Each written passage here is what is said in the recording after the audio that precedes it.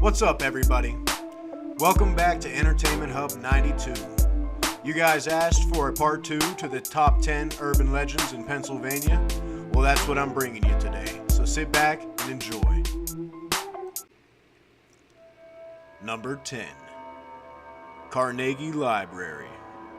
The library was built on top of the graveyard. Buried bodies were moved to another cemetery when the library was built in 1899.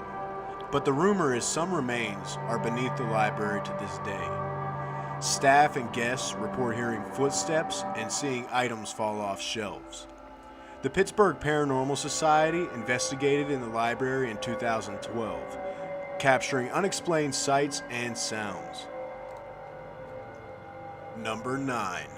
Crazy Billy, Fayette County. Now for this one, I couldn't find a picture of Crazy Billy, or also known as William Stafford. I tried my best, but I couldn't, so I'll just post a picture of Fayette County. Crazy Billy isn't a spook, or even a legend, but the true life story of William Crazy Billy Stafford is one of the best known in Fayette County. In 1831, Billy chased Judge Crow and his wife out of their home with an axe for reasons never known. Overpowered by the neighbors, he was sent to Uniontown for trial. While in jail, a drunk was thrown in a cell with him to sleep it off. Thanks to Billy, the sot had a long rest. Billy asked a piece of firewood if he should kill the guy. The firewood said yes, and so he bashed him in the skull. Billy was tried on both charges and found reasonable enough not guilty by the reason of insanity. But as a danger to society, he wasn't allowed out of jail and was in fact chained to his bed. After a couple of decades in the slammer, one of the sheriff's wives decided he was harmless, and Billy became an errand boy and mascot of Fayette County Jail, and a well-known sight roaming the streets of Uniontown on his missions. He died in 1883, after knowing nothing but the jail as home for 51 years.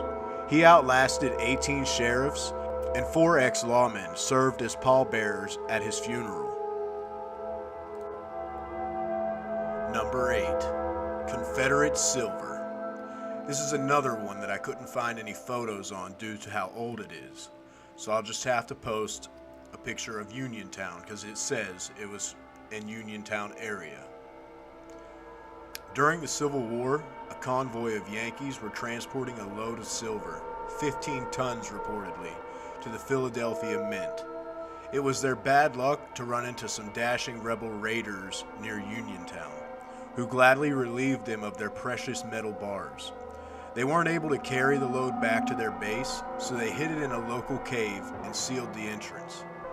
The fortunes of war being as they were, the Graycoats never got to return to claim their booty, and the silver is said to still be stacked inside that cave.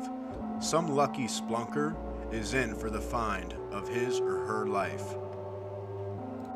Number 7. Allen's Farm. This is located right outside of Uniontown on Route 51. Allen's Farm has an annual Allen's Haunted Hayrides. Every year they take people through, and at the very end everyone goes through a barn. The barn is very old, like a few hundred years old. The barn stands on top of a hill at the farm. Apparently, the barn has been haunted for centuries. There have been numerous sightings. They have had a radio station from Pittsburgh stay overnight there, and they had experiences.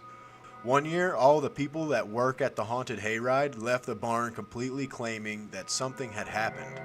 To this very day, owner Rick Allen will claim that this old barn is very much indeed haunted. Number 6. Fayette County Courthouse, Uniontown, Pennsylvania. This one is right in the center of Uniontown, very close to my house. People used to be hanged in Fayette County, on the clock tower of the courthouse. It is said that the last person hanged there proclaimed to be innocent. Right before his sentence, he swore that none of the 4 clocks in the tower would ever be the same time again in order to justify his innocence. To this day, no matter how many times the 4 clocks are synchronized, they are still different times by at least 5 to 10 minutes. Number 5. Nob Hill Barn, Cranberry. This is another one I couldn't find a picture of because the barn was burnt down. The present barn is a replacement, the original one having burnt down during a punk rock show in the early 1990s. Police have responded to many calls from nearby residents claiming to hear a loud party going on at the site. Some even seeing cars parked all around the barn. Every time the police arrive, though, the barn is empty and silent. Number 4. Cognac Lake Hotel, Cognac Lake. During a fire in the early 1900s, a young bride named Elizabeth was killed while trying to escape from 321 on the 3rd floor. Her ghost has been seen walking down a narrow hallway on that same floor. Ironically enough, the fire escape is located at the end of the hall. Elizabeth seems to be a likable spirit though. She has been known to help employees by moving things around in various rooms. People have also reported seeing ghostly figures dancing in the ballroom, which is located on the 1st floor. Their origin is unknown. Number 3.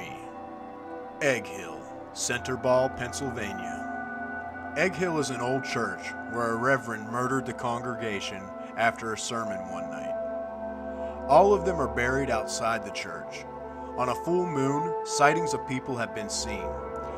There are still bloodstains on the floor of the church and a picture of an anarchy sign drawn on the floor. Warning, there is no trespassing here. Explorers have had a gun pulled on them, and others have claimed that a man tries to make the visitors follow him away from the group. Number 2. Bentworth Elementary Center, Bentleyville. When the school was being built, a roofer fell off the roof and died. Some students have reported seeing a strange man walking along the roof. The night janitors report hearing someone walking on the 2nd floor and the roof. Number 1. Healthsouth Rehabilitation Hospital, Berks County. This was by a fan's request to do Berks County, so I hope that you get a chance to see it. This used to be the Reading Rehabilitation Hospital. People reported many happenings, noises, lights turning off, and even ghost sightings. You can still visit this hospital to this day. I hope everybody enjoyed the video. If you'd like a part 3 to this, or if you have any other ideas for urban legends, or you want to pick a place and I'll do some research on it, feel free, leave it in the comments section. And by hitting like and subscribe, that lets me know that you like the content and you'd like more. So don't forget.